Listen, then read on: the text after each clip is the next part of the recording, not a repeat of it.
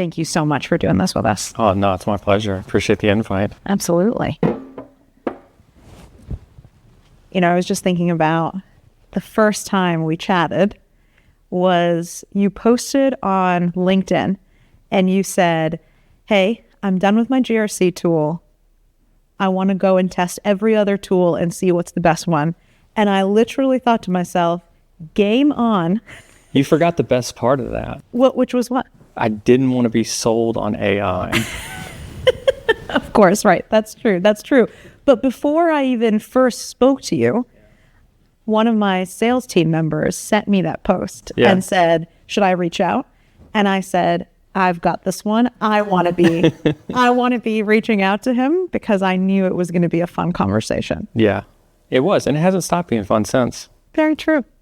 The first 3 calls I remember was me slowly chipping away at your skepticism of AI, let's just say.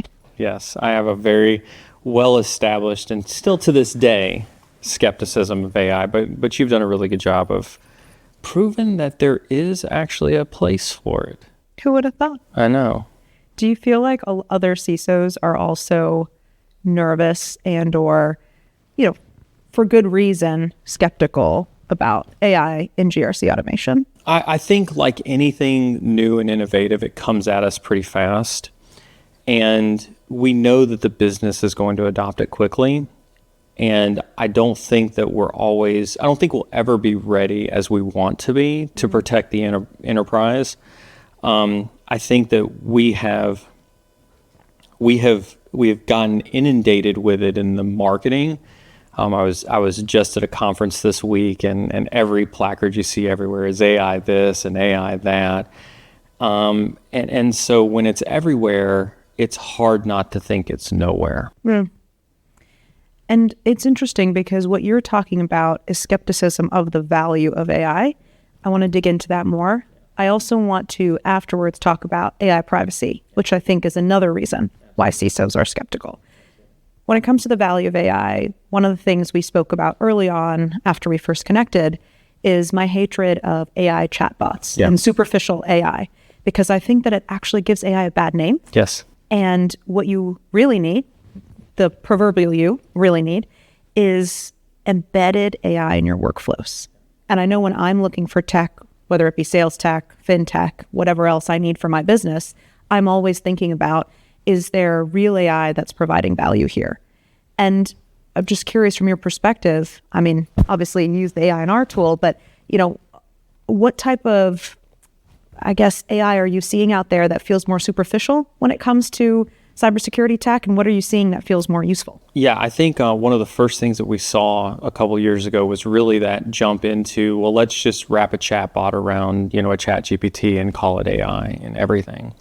And I don't think that really provided any value to security teams. And I think there was a rush to operationalize that under the guise of we can reduce mean time to detect, we can reduce mean time to respond, we can reduce our time that it takes to answer third-party questionnaires, and all that stuff really dilutes the real value that I think most CISOs are actually looking for in AI, which is I don't want to spend 8 hours doing a third-party questionnaire.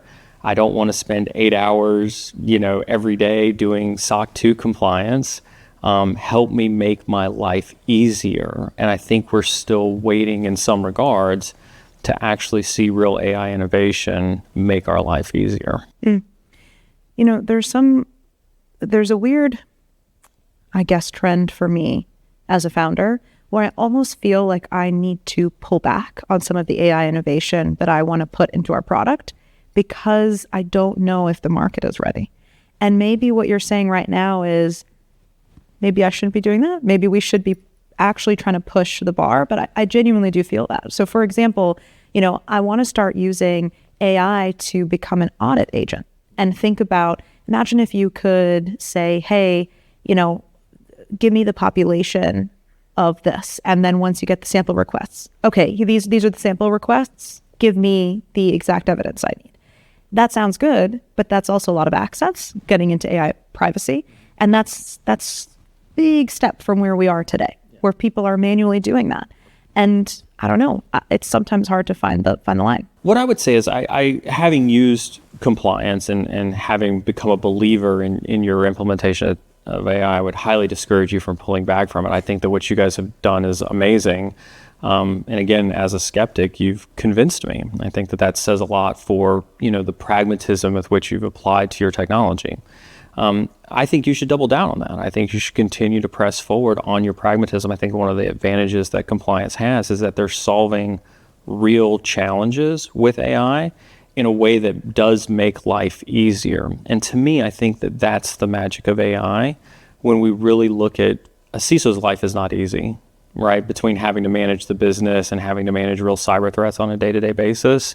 When you can truly make a difference in workflows, you're doing the right thing. I also remember the first time we were in your environment, the Query.AI environment of compliance, and then we uploaded a SOC 2 evidence and AI immediately reviewed it. Yes. And I saw your face on the camera on the video screen and you were like, this is actually good. Yeah. Yeah. I remember that. It is. It's I don't have a lot of time in the day. My team doesn't have a lot of time in the day. And the more hours that we can recoup not having to do menial tasks, the more we can focus on things that really help the business to take the risks they need. Can we talk a little bit about AI privacy? Absolutely. From a CISO perspective, this isn't just about GRC tech, just generally. Vendors that you are assessing for Query that have AI as an AI company. I mean, it's so important for Query to be thoughtful about your own AI and also realizing that, how do CISOs assess vendors who have this? Yeah. As a CISO, how do you think about vendors who have AI? What do you need to see from them? Yeah, no, and I always try to live by something that a mentor of mine taught me years ago, right, is that our role as CISOs is to enable the business to take risk. And I've had numerous people on my team from engineering to marketing come to me and say, hey, Neal, I want to use AI. How do we do this the right way? And I think it starts with having that level of partnership with your business where they trust that you're not going to say no, you're going to enable them to take that risk, and you're going to do so in a thoughtful fashion. Listen, AI is here to stay. Like we may have thought it was a buzzword 2, 3, 4, 5 years ago. I remember at RSA in 2020, AI was all the buzzword on all the banners at RSA, but it's here to stay. And so we can't say no to things that make the business work faster. I think having a good relationship with the business, understanding what their use cases are, understanding how you can enable them to do the things that they need to do in AI that don't compromise on things like, secrets in code, best practices when it comes to trade secrets and intellectual property, enabling the mechanisms that, a lot of the popular models have at your disposal. A lot of the business plans are set up to cater to a lot of those business privacy needs. And I think that falls into, as cynical as I think you and I have gone before on third-party risk management, at some point in time, you've got to trust that those organizations are going to adhere to their privacy standards when it comes to their models. This is an interesting segue to a controversial conversation that's happening right now. Of hot takes.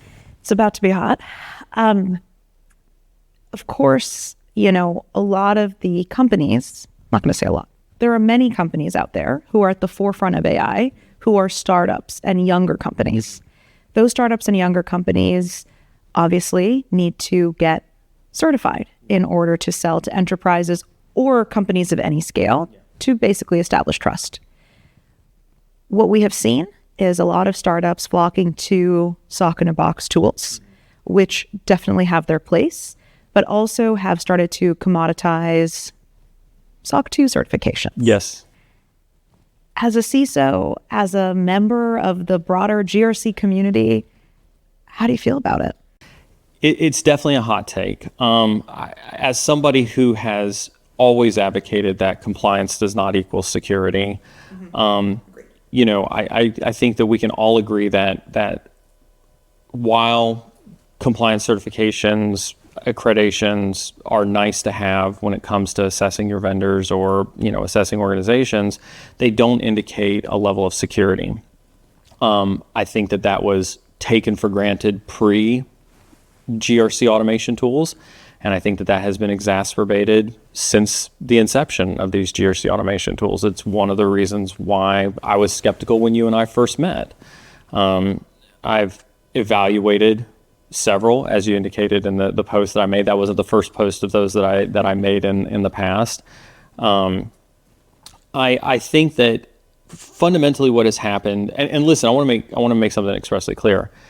I love to see the innovation in the space. I think that it is well needed. CISOs love the visibility that they get from GRC automation tools, the ability to plug into our technologies and be able to programmatically determine that controls are being met, do give us a sense that we understand where our risks are. So they are insanely valuable. They can provide a lot of value. But with that being said, with that level of speed means that auditing companies can perform more audits in a given 12-month time period. And when you can perform more audits, then naturally you can generate more revenue. And when you can generate more revenue, you're incentivized to get through them at a level of speed that may not necessarily be in the best interest of the industry as a whole. And so I recognize that. And I do believe that SOC 2, if it hasn't already, will continue to decrease in its value proposition to a lot of target companies, because there's just an understanding that it is really, really easy to obtain.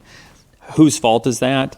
I think you could argue that innovation drives, supply and demand, and I don't necessarily think that that's, any more the vendor's fault than it is the auditor's fault.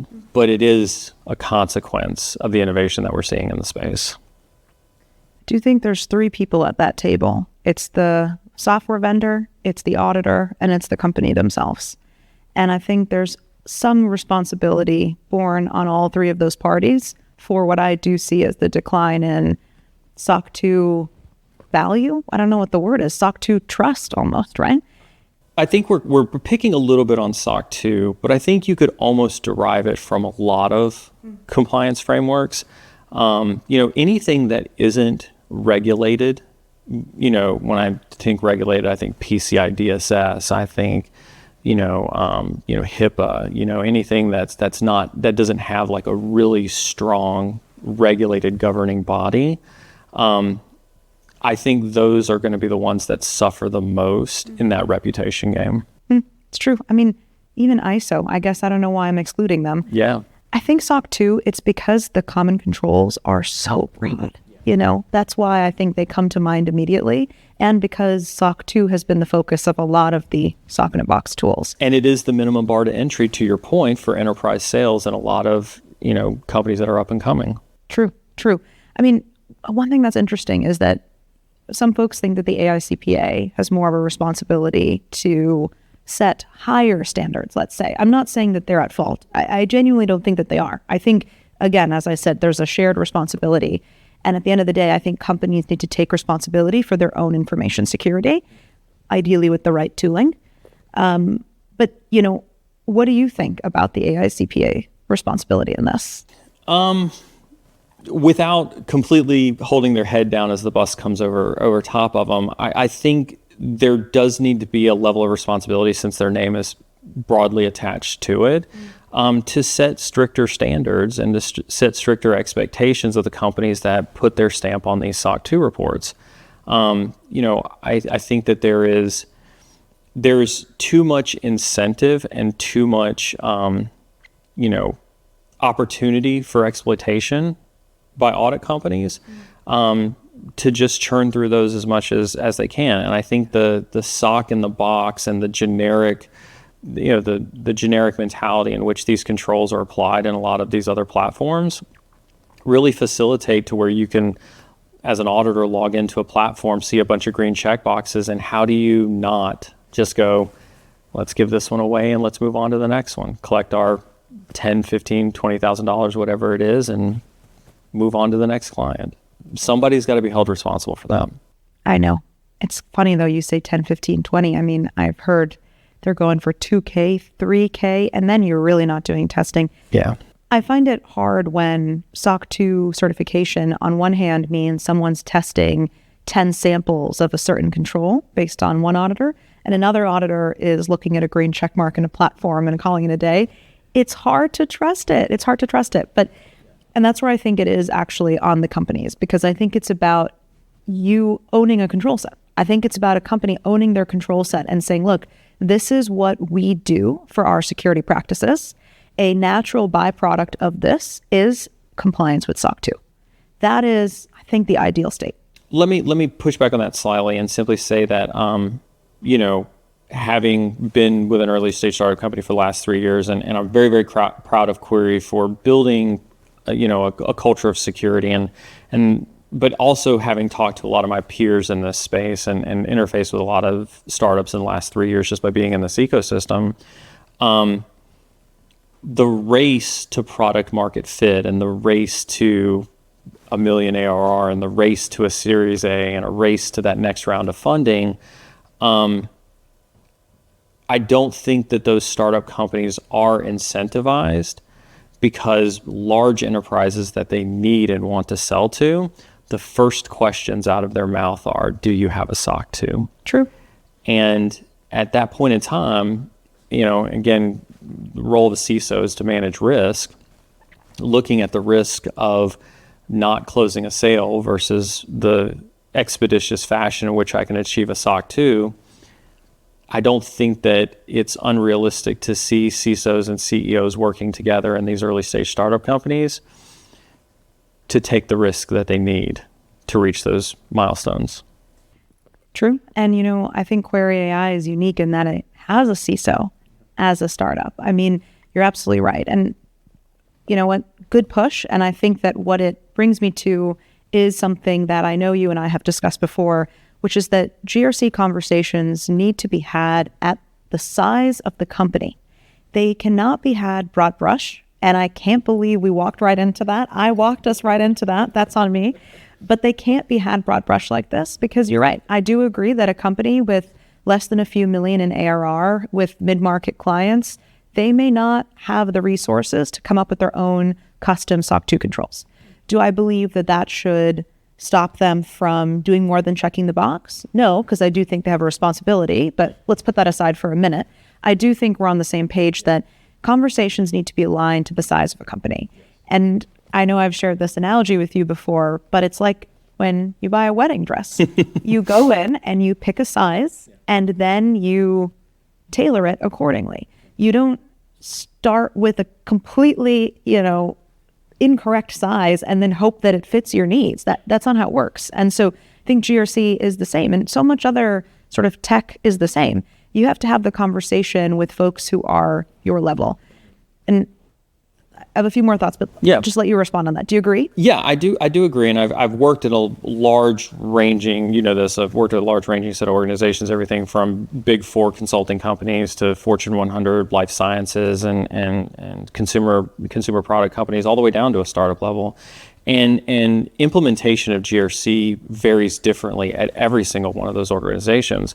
The conversations I have with the business varies differently. The things that I care about from a CISO perspective, varies differently. How I implement those policies and controls varies differently. And I think that's what makes, choosing these vendors very challenging, is that there's a lot of focus on how do I broad stroke the ability to create a compliance platform that is very generic across small scale, mid scale, and large scale enterprises. But at the same time, a lot of us in security have been inundated with crazy platforms that have required, hundreds of thousands, if not millions of dollars of professional services to get customized to be implemented. I can remember several software implementations where I already paid $5 million and $5 million dollars a year to get it implemented, and then I still have to wait 6 to 7 months before I ever see the first ounce of value out of it. And so I think that the balance is very hard to achieve in terms of what is a platform that allows me to strike that balance between too much and not enough customization. One of the things that I love about compliance is that, your team works very closely to find the right recipe or to find that right size of the wedding dress. You've been able to do so. I've watched you, do it with other folks, and then you were amazing in helping Query be able to do that as well. And so I definitely very much feel like it's not a one size fits all in this industry. And I think some people miss that. Yeah, I know. And I think some of the conversations we have right now is that we talk about the tech that is the loudest and the most, most marketing or however we do it. And we talk about it as if that tech aligns to all parts of the market. And that's just not true. It's not. It's just not true. And I think a lot of the tech that's out there, I have a lot of respect for it. I have a lot of respect for the companies that are out there and the use cases that they found. I just think we have to be real with ourselves and say that each tech has its place and has its specific use case. And we can't be painting GRC use cases with the really broad brush. I mean, one thing which I know you know from your experience from enterprise down to startup is that even of course the difference between startup and enterprise is huge, but even the difference between mid-market and enterprise is huge, because a mid-market company and an enterprise company, they actually have somewhat the same number of standards to manage. Yeah. But the enterprise company is throwing resources and people at the problem, and a mid-market company needs to have true automation. Yeah. I feel like that's why we are so successful with that part of the market, because they see automation that they can use and they want to grab it, because they need it so much more actually than some of the Fortune 500 enterprises who have a lot of resources. I couldn't agree more. I can remember a story at one of the Fortune 100 life science companies that I was at. We had one person who was a dedicated liaison to internal audit, and whenever internal audit even caught wind that we were going to have any type of controls assessment coming our way, this individual would get fired up, and they would be the liaison interface, and then we would have an entire rally around as an organization to how we would respond to any form of an audit request without having as much of an interruption to our business as humanly possible. And I can tell you that yes, the further down market you go from that, and especially at a startup like Query, the more automation that I can have, and the more right automation, the more correct automation. And I think this is where the AI superpower that you've unlocked with compliance has really, really, helped me mature into the mid-market type of compliance organization that I want to have as a startup. Obviously, we love to hear that. And I really feel like, we are trying to move the market a little bit towards that type of goal, and saying, how do we help companies who really care about compliance become more and more mature, while being very real about the fact that they don't always have the resources to necessarily get there. That's right. Anyway, Neal, it has been such a pleasure. Thank you so much for sitting down, sharing some hot takes, and chatting with us today. Always, Richa. Really anytime. appreciate it. Anytime.